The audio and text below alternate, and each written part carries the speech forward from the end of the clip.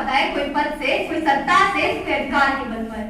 सच तो यह है कि शांति पाने के लिए अत्यधिक संसाधनों की जरूरत नहीं है। शांत और सुखी हर कोई बन सकता है, जबकि धर्मान हर कोई नहीं बन सकता। सत्य, धर्म और सेवा का जो देता है ज्ञान, सत्य, धर्म और सेवा का जो देता है ज्ञान, भारतीय जीवन मूल्यों से मिलता है सम्मान, भारतीय जीवन मूल्यों से मिलता है सम्मान। आंतरिक संतोष और शांति का आत्मा की स्थिरता से है। भगवत गीता, उपनिषद और रामायण जैसे बड़े ग्रंथ हमें क्या सिखाते हैं?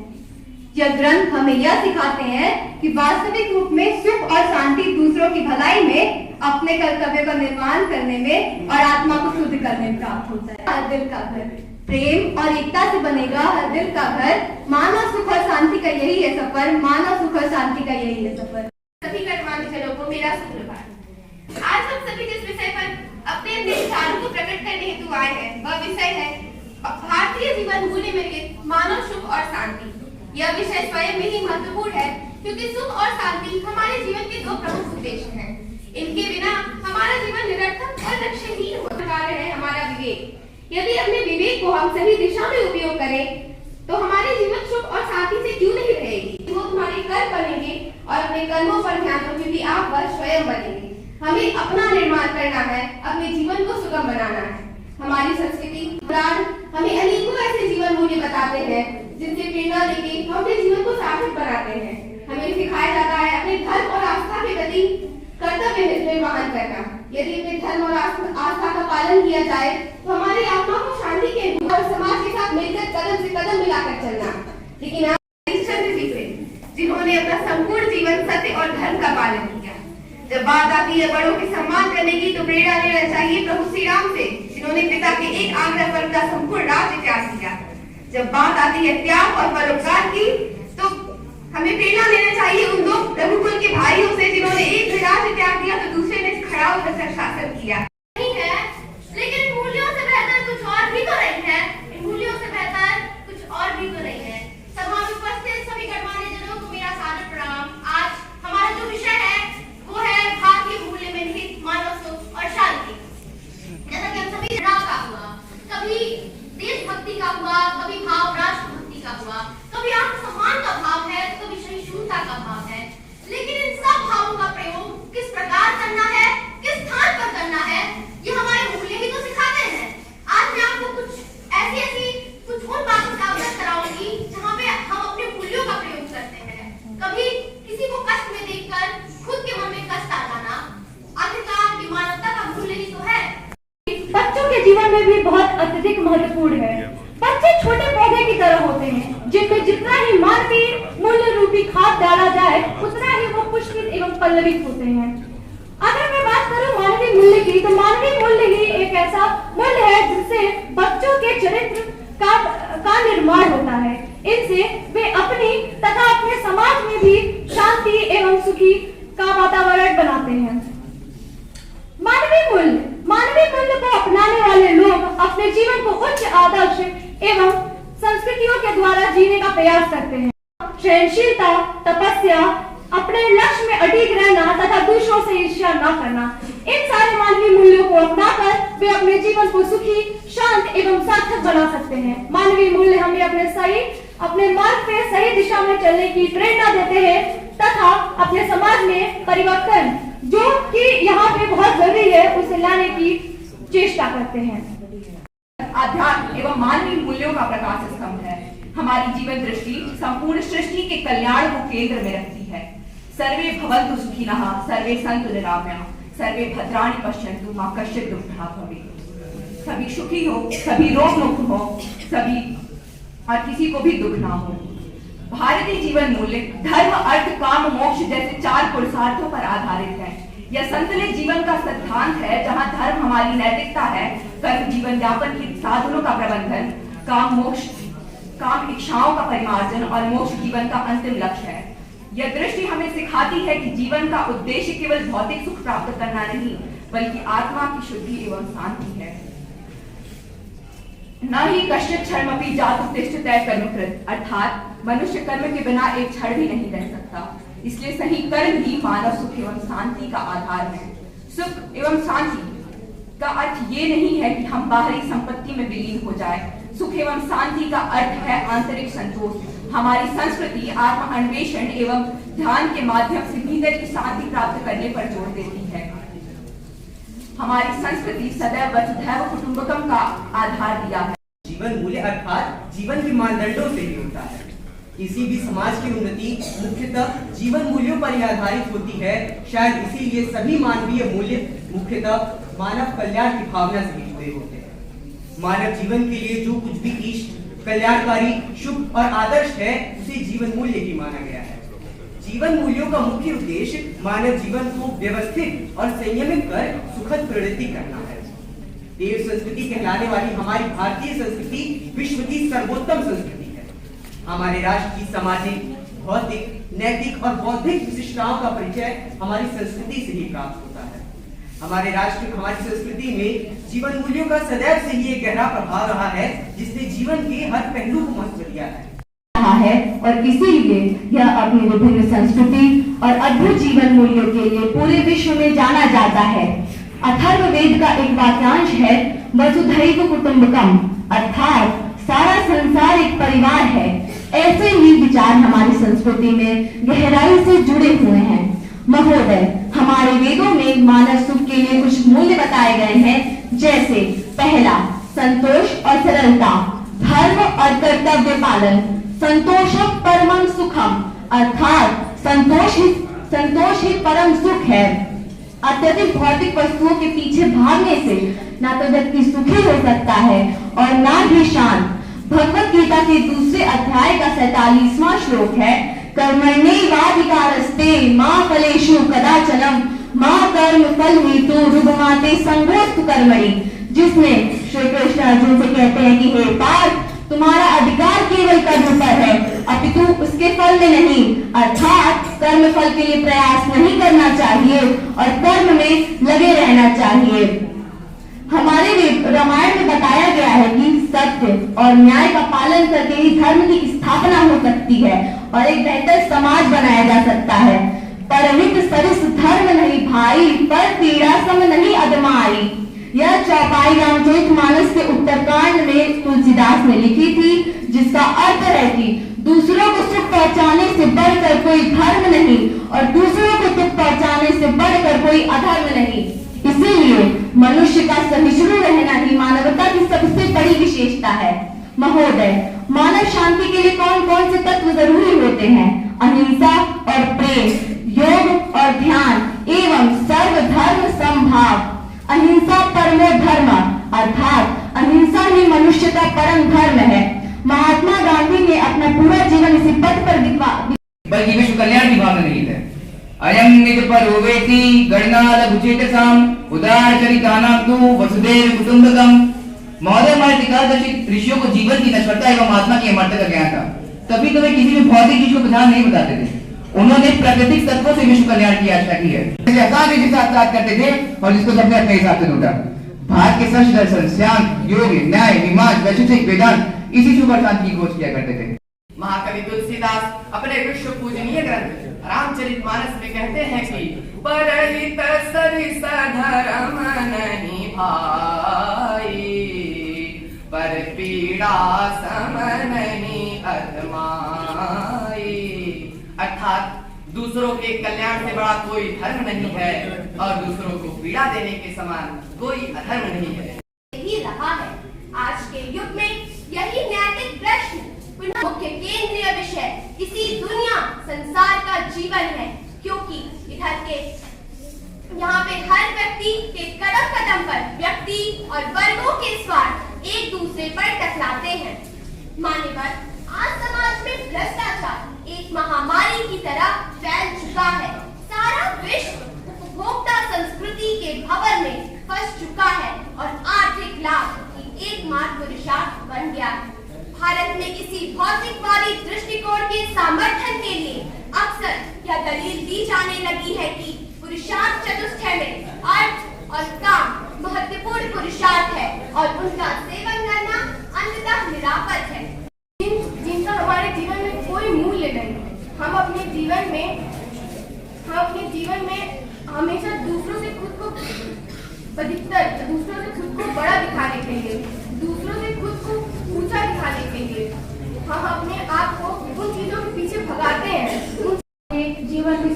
शांति को प्राप्त कर सकते हैं, बल्कि आसपास के समाज में इसे व्यवस्थित कर जिंदगी को खुशहाल और सुखद भी बना सकते हैं। नीति सप्तम में भर्तृहरि ने कहा है, एषां न विद्या न तपो न दानं न ज्ञानं न शीलं न गुरो न धर्म ते मर्त्यलोके भूमि भारभूता मनुष्य रूपे मृगशरान्ति। अर्थात जिस मनुष्य में विद्या, तप, दान, ज्ञान, सील, गुण और धर्म नहीं, वो मनुष्य इस मृत्यु लोक पर भार स्वरूप होकर मनुष्य रूप में पशु है। जो सदैव से मानव सुख और शांति का अभूतपूर्व मार्ग प्रदर्शित करते हैं। यह मूल्य केवल आध्यात्मिक आदर्श नहीं, अपितु मानव जीवन के वास्तविकता में प्रकट होने वाले स्वरूप भी हैं। हमारे जीवन मूल्य हमें यह सिखाते हैं कि सुख का वास्तविकता का स्रोत संतुलन एवं मनोवैज्ञानिक स्थिरता में है। इन सब बातों से मुझे कुछ मेरी लिखी हुई कविता याद आ रही हैं कि जहाँ बहती गंगा यमुना सरयू हम उस देश के वासी हैं, जहाँ जन्मे स्वामी विवेकानंद एवं वीर सावरकर हम उस देश के वासी हैं, जहाँ बस्ती, बनारस, मथुरा, काशी है हम उस देश के वासी हैं। इसलिए तो कहता हूँ मेरे दोस्त, हम भारतीय कोई आम नहीं, ये भारतवर्ष एक मामूली सा नाम नहीं। जहाँ लहराया है परचम भारतीयों ने, वहाँ हुआ सिर्फ सूर्योदय शाम नहीं। जब पूरा विश्व एवं संपूर्ण भारतवर्ष यह कह रहा था अनुच्छेद 370 को हटाने पर कश्मीर में दंगे फसाद होंगे, तब हमारे वर्तमान प्रधानमंत्री श्री नरेंद्र दामोदर दास मोदी जी ने उनके काल पर शांति की समाप्त मार धारा 370 को हटाकर लाल चौक पर भारत का झंडा फहराया। समन्वय और सह अस्तित्व की भावना हमारे ऋषि मुनियों ने वासुदेव कुटुंबकम का संदेश देकर एक पूरे विश्व को एक परिवार के रूप में देखा है। यह संदेश भारतीय जीवन मूल्यों की महानता को नहीं दर्शाता, बल्कि वैश्विक शांति एवं सद्भाव के मार्ग को प्रस्तुत करता है। तथा विविधता में एकता आदि भारतीय संस्कृति के मूल तत्व और यही भारतीयता का जीवन मूल्य है। आदर्श, अनुशासन, मर्यादा, परिश्रम, ईमानदारी तथा उच्च मानवीय मूल्यों के बिना किसी का जीवन महान नहीं बन सकता। जीवन मूल्यों से बनता है। यदि जीवन में जीवन मूल्य ही नहीं बचे तो ऐसे जीवन का क्या करेंगे? अपनी संस्कृति से दूर होकर पश्चिमी संस्कृति को अपना रहे हैं। इसका एक बहुत बड़ा उदाहरण है कि हम अपने बूढ़े माता पिता को वृद्धा आश्रम छोड़ रहे हैं, पैसों के लिए अपने घर परिवार से दूर हो रहे हैं, किंतु हमें इससे कोई सुख और शांति तो नहीं मिलेगी। भारतीय संस्कृति में परिवार का एक उच्च महत्व है। एक अच्छा व्यक्ति ही अच्छी चीजों का पहचान कर सकता है। मूल्यों का निर्माण एवं संरक्षण ही मनुष्य का महत्वपूर्ण प्रयोजन होता है। हम मानवीय मूल्यों का जितना महत्व होगा, उनका जितना ध्यान रखेंगे, उनको जितना उनका महत्व होगा, उतना ही देश का बेहतर निर्माण होगा। अन्य भिन्न प्रकार की भाषाएं हैं। हमारे यहाँ किसी भी शुभ कार्य को आरंभ करने से पहले बड़ों का आशीर्वाद और छोटों का स्नेह लिया जाता है। भारतीय संस्कृति में अतिथि देवो भव की मान्यता है। मान्यता ये है कि अतिथि देव समान होते हैं, उन्हें देव समान आदर सत्कार किया जाए। भारतीय संस्कृति में पेड़ पौधों की भी पूजा की जाती है। मान्यता ये है कि पेड़ पौधों में भी देवी देवताओं का वास होता है, जैसे केले का पेड़, तुलसी का पौधा, पीपल का पेड़। यह भारत की सुख शांति है। हमारे यहाँ भारतीय परंपराओं में गाँव में हम जो जीवन जीते हैं उसका प्रकृति के साथ कैसा तादात्म्य है मैं बताती हूँ। भारत में जब गांव में गेहूं की बाली उगती है तो उसके नीचे का हिस्सा पशुओं को जाता है। जो बाली निकाली जाती है अर्थात दाना, वो पक्षियों को जाता है। और जब उस दाने को आटा बनाया जाता है तो वो चींटियों को जाता है। और जब उस आटे को गूंथा जाता है तो मछलियों को दिया जाता है। और जब उस आटे की रोटी बनती है तो पहली रोटी गाय को और अंतिम रोटी कुत्ते को जाती है। इससे ज्यादा प्रकृति के साथ तादात्म्य किसका होगा? हमारे भारतीय परंपराओं में बड़े बुजुर्ग पूजनीय समान होते हैं। उनके मृत्यु के बाद भी उन्हें अन्न और जल दिया जाता है, जिसे पितृ पक्ष कहते हैं। भारतीय संस्कृति पर मैं 4 लाइन बोलूंगी। हिमालय के शीश पर धर्म का वास, हिमालय के शीश पर धर्म का वास, गंगा नदी पवित्रता का साक्षात्कार, मध्य प्रदेश की मिट्टी में अमृत का उद्गम, राजस्थान के रेगिस्तानों में वीरों का संगम, पंजाब के बल्ले बल्ले तो बंगाल के रसगुल्ले। हमारे यहाँ अन्य भिन्न प्रकार के रूस, यूरोप, अन्य देशों के युवक युवतियां आकर पवित्र स्थलों पे जैसे मथुरा, हरिद्वार आकर शांति ढूंढ रहे हैं।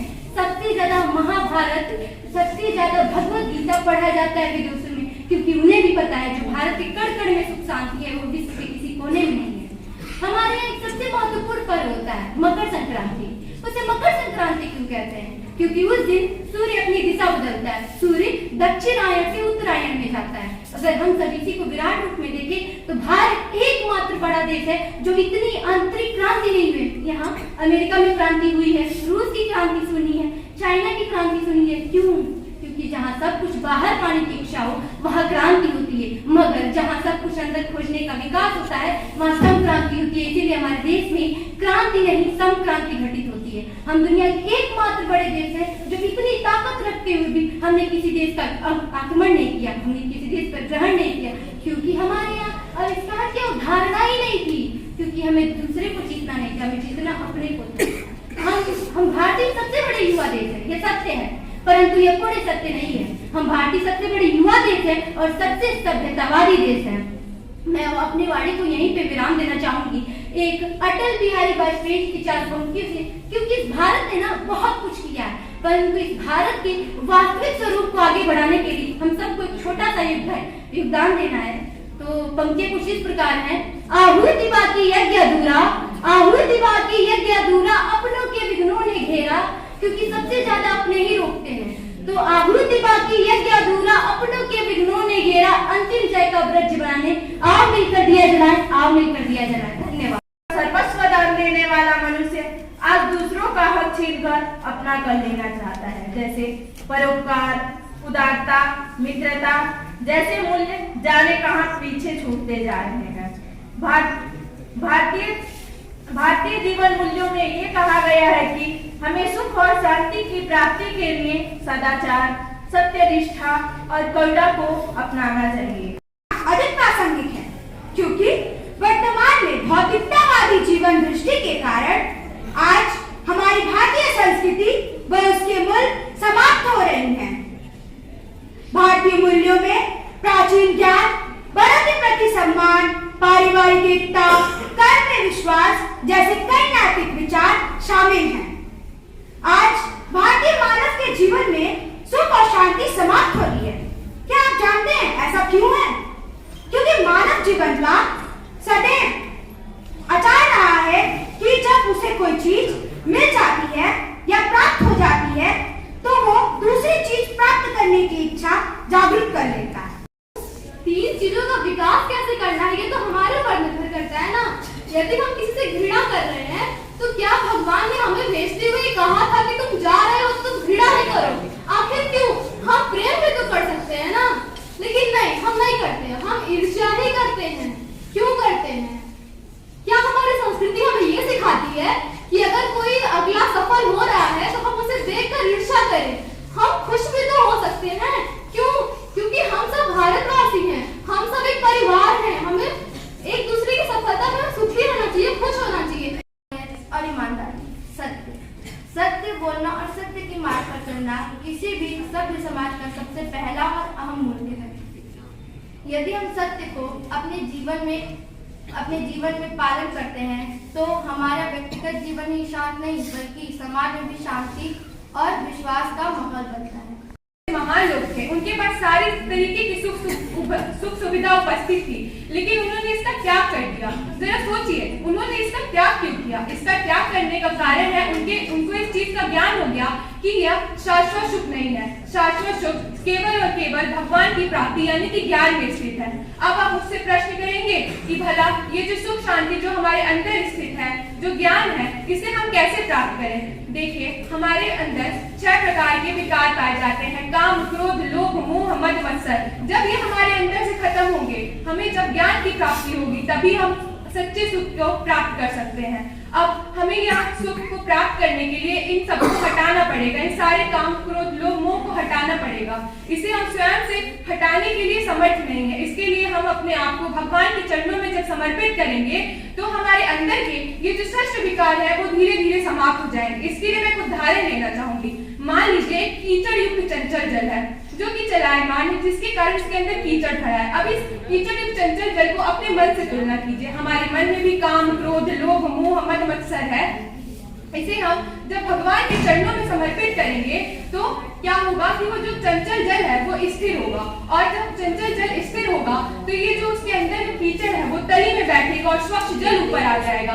ठीक उसी प्रकार जब हम भगवान को खुद को समर्पित करते हैं तो हमारे अंदर की बुराइयां भगवान के चरणों में समर्पित हो जाती है और अच्छाइयां ऊपर आती हैं, और जब अच्छाइयां ऊपर आएंगी तो हमें ज्ञान की प्राप्ति होगी। प्रसिद्ध कहावत है कि इश्क और जन्म में सब जायज है, किंतु जहाँ तक मुझे पता है ना ही इश्क हमारी भारत भूमि का शब्द है, ना ही जन्म और ना ही जायज।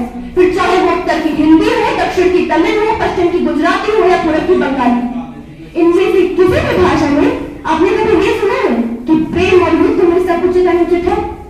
नहीं सुना होगा, क्योंकि हमारे भारतीय जीवन मूल्यों के अनुसार, हमारी संस्कृति के अनुसार प्रेम त्याग, समर्पण और सेवा का प्रतीक है, तब का फल है प्रेम, और युद्ध धर्म और धर्म के बीच की लड़ाई।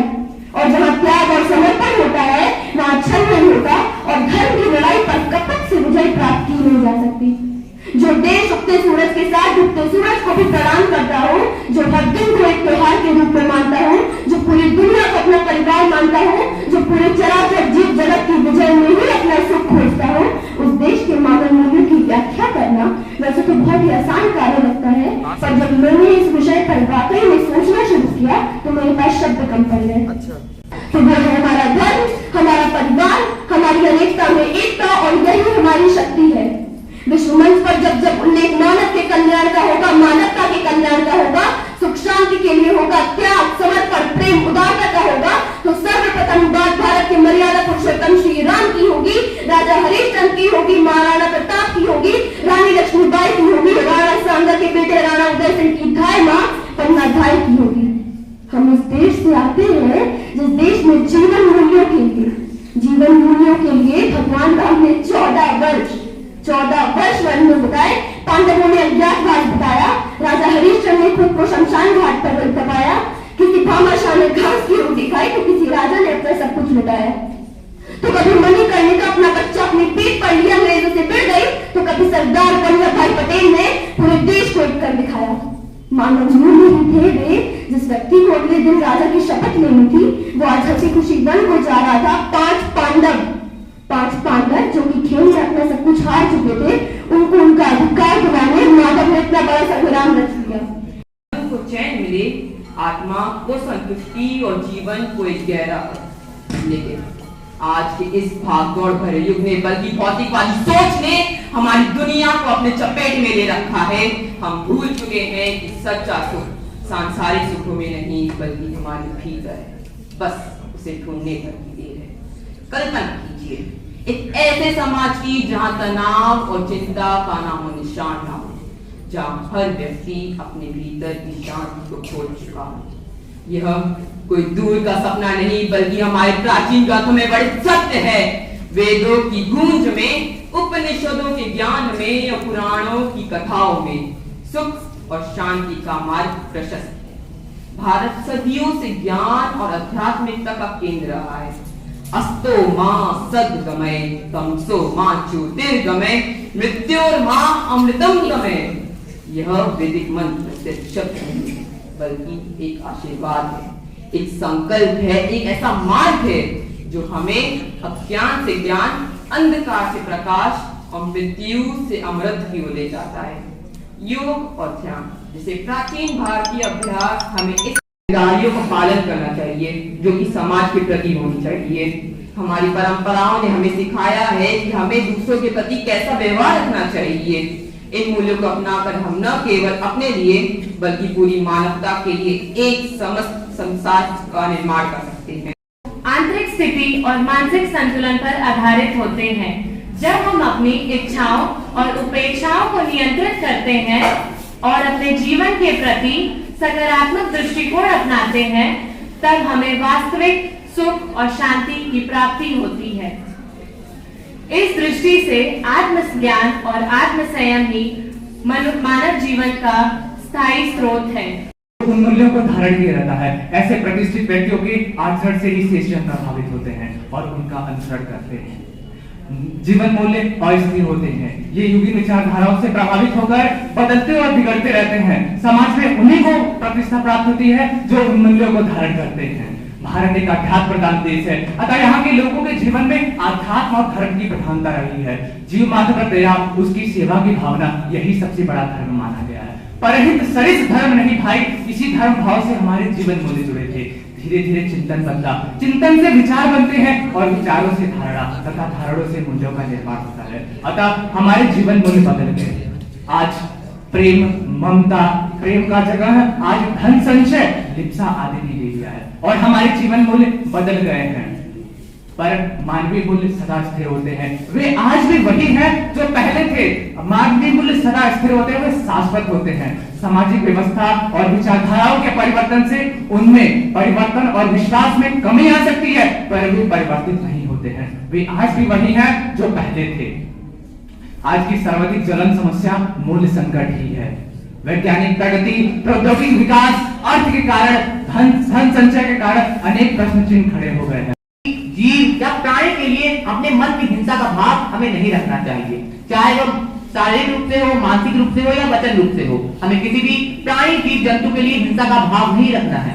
महात्मा गांधी जी ने जब आंदोलन किया था अहिंसा, जानते हैं कि उनका ये आंदोलन कितना सफल रहा था। वो मूल्य हमें सिखाता है। मुंडको उपनिषद से लिया गया सत्यमेव जयते की उद्घोष हमें सत्य का पालन करना सिखाता है। जब हम सत्य का पालन करते हैं तो ये केवल ना हमें व्यक्तिगत सुख देता है, बल्कि समाज में समानता और न्याय प्रस्तुत करने के लिए हमारी सहायता करता है। जब हम सत्य का पालन करते हैं और झूठ के कपट को राह पर छोड़ देते हैं, तब हम ना ही केवल आत्म संतुष्टि को प्राप्त करते हैं, बल्कि दूसरों के मन में अपने लिए विश्वास और सम्मान को जागृत कर पाते हैं। तीसरा पहलू है सेवा और त्याग का भाव। हमारी संस्कृति और हमारे जीवन मूल्य हमें सेवा और त्याग का भाव भी सिखाते हैं। हमारे धर्म ग्रंथों में लिखा गया है, पर दुख का तरताल, अर्थात दूसरों के दुख को समझकर उसका निवारण करना ही हमारा परम श्रेष्ठ पुण्य है। जितनी भी कोशिश कर ली जाए, सत्य कभी नहीं छूटता।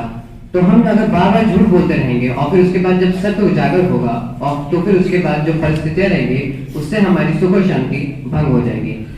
गौतम बुद्ध के अनुसार उन्होंने एक और चीज कही थी कि अपरिग्रह करें, यानी ज्यादा संचय ना करें, कम में संतुष्टि रहें। अगर हम ज्यादा संचय करेंगे, ज्यादा धन की ज्यादा कमाने की लालच रखेंगे, तो उससे हमारे मन में द्वेष, दूसरों के लिए घृणा और दूसरों को नीचे दिखाने की भावना उत्पन्न होंगे, जो फिर से हमारे मानव सुख और शांति के विरुद्ध है।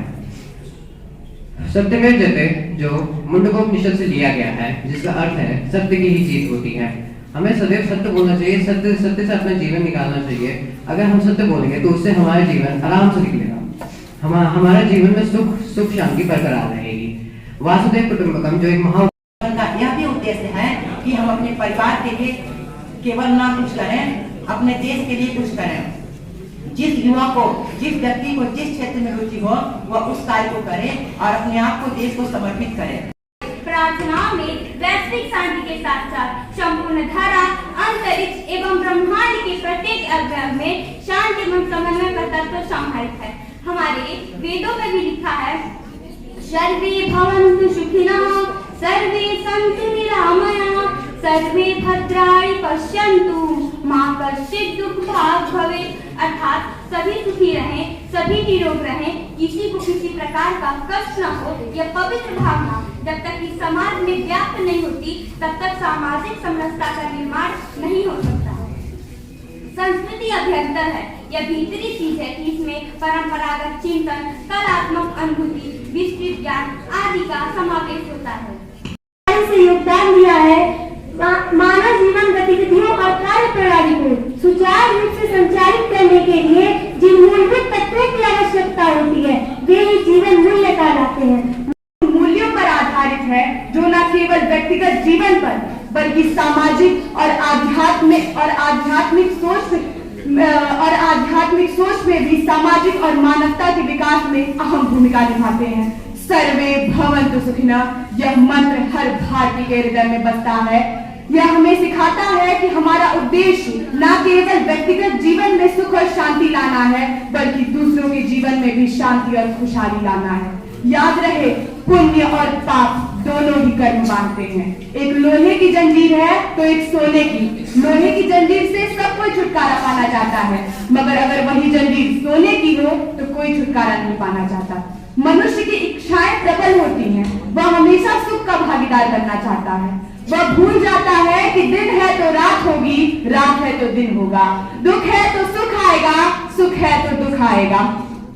इसलिए श्री कृष्ण गीता में कहते हैं, कर्मण्येवाधिकारस्ते मा फलेषु कदाचन, अपने कर्म पर अग्रसर रहना चाहिए, फल की इच्छा किए बिना, तथा अपने कर्म को धर्म से जोड़ते हुए कार्यान्वित रहना चाहिए, क्योंकि धर्मो रक्षति रक्षता, हम धर्म की रक्षा करेंगे तो धर्म हमारी रक्षा करेगा।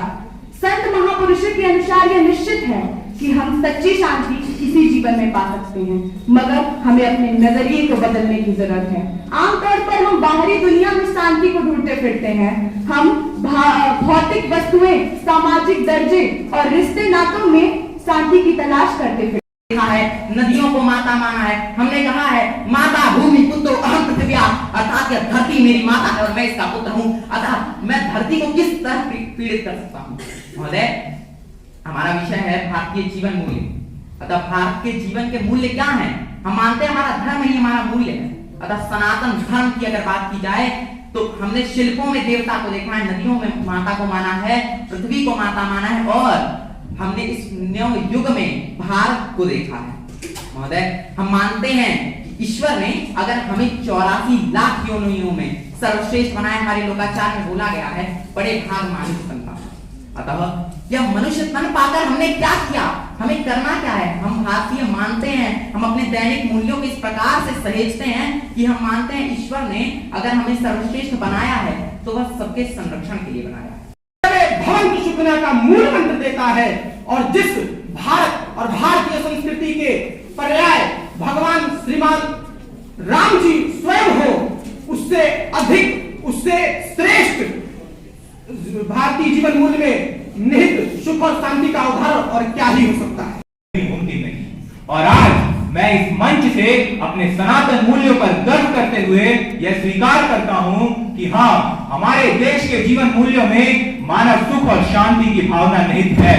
महोदय, हमारे जीवन मूल्य बताते हैं कि सर्वे भवन्तु सुखिनः, सर्वे सन्तु निरामयाः, सर्वे भद्राणि पश्यन्तु, मा कश्चित् दुःखभाग् भवेत्। अर्थात सभी सुखी हो, सभी रोग मुक्त रहे।